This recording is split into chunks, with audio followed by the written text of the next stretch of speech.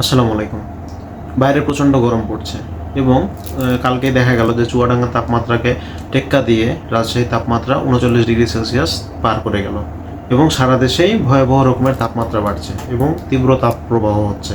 এবং এই সময়ে আমাদের মনে হয় যে এত বেশি গরম পড়ছে, এত বেশি ঘাম হচ্ছে, উফ, শরীরটা দুর্বল লাগছে, শরীরটা ক্লান্ত লাগছে। এই সময়ে আমাদের ইলেকট্রোলাইটস ড্রিঙ্কই আমাদের সঙ্গী। কিন্তু আমরা কি মনে করি যে ইলেকট্রোলাইটস ড্রিঙ্ক এটা একটা তো পানি খাওয়াই হচ্ছে শরীরের জন্য ভালো, যত বেশি খাবো তত ভালো। কিন্তু না, এই আমরা যে খাবার স্যালাইন খাই, ওআরএস খাই এবং এই ইলেকট্রোলাইটস ড্রিঙ্কগুলো এগুলা আসলে এক প্রকারের ঔষধ আমাদের শরীরের জন্য।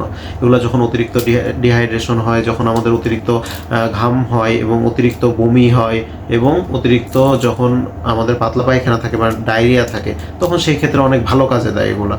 কিন্তু আমরা যদি নর্মাল সময়ে যে কোনো হালকা পাতলা গরমে অথবা এই গরমের মধ্যেও যদি আমরা অতিরিক্ত পরিমাণ ইলেকট্রোলাইটস ড্রিঙ্ক খেয়ে ফেলি অথবা খাবার স্যালাইন খাই, তাহলে সেটি আমাদের জন্য, শরীরের জন্য মারাত্মক বিপদ হতে পারে। অবশ্যই উচ্চ রক্তচাপ, ডায়াবেটিস এবং কিডনি রোগীদের জন্য তো মারাত্মক ঝুঁকি আছেই। এমনিতেই সাধারণ মানুষের জন্য অনেক বেশি ঝুঁকির কারণ হতে পারে। কেন?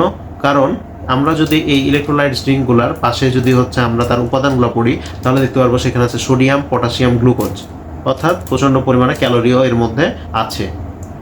এবং এই সোডিয়াম যদি আমরা বেশি খাই, তাহলে আমাদের কি হবে, ইলেকট্রোলাইটস ড্রিঙ্ক বেশি খেলে আমাদের এই সোডিয়ামগুলো শরীরে জমা হবে এবং সোডিয়াম শরীরে জমা হওয়ার ফলে শরীরের রক্তের মধ্যে আরও বেশি বাইরে থেকে পানি টানতে থাকবে, রক্তের ঘনত্ব এক্ষেত্রে বাড়তে থাকবে এবং উচ্চ রক্তচাপ হওয়ার ঝুঁকি রয়েছে।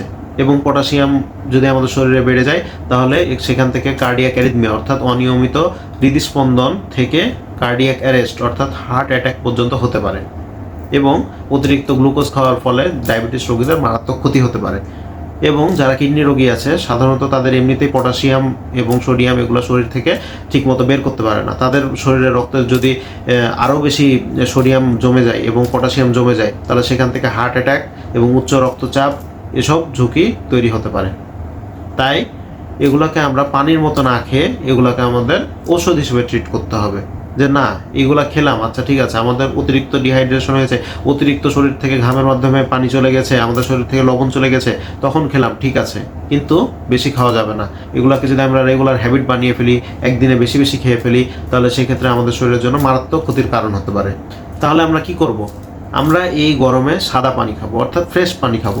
আমাদের যে আমরা সাধারণত যে পানিগুলো খাই, মিনারেল ওয়াটার বলি আর আমাদের বাসার পানি বলি, এই যে কোনো একটা পানি খেলেই হবে। কেন? কারণ আমাদের এই পানিগুলো খেলে আমাদের শরীরে যে পানির যে ঘাটতিগুলো হয়, সেই পানির ঘাটতিটাই শুধু পূরণ হয়।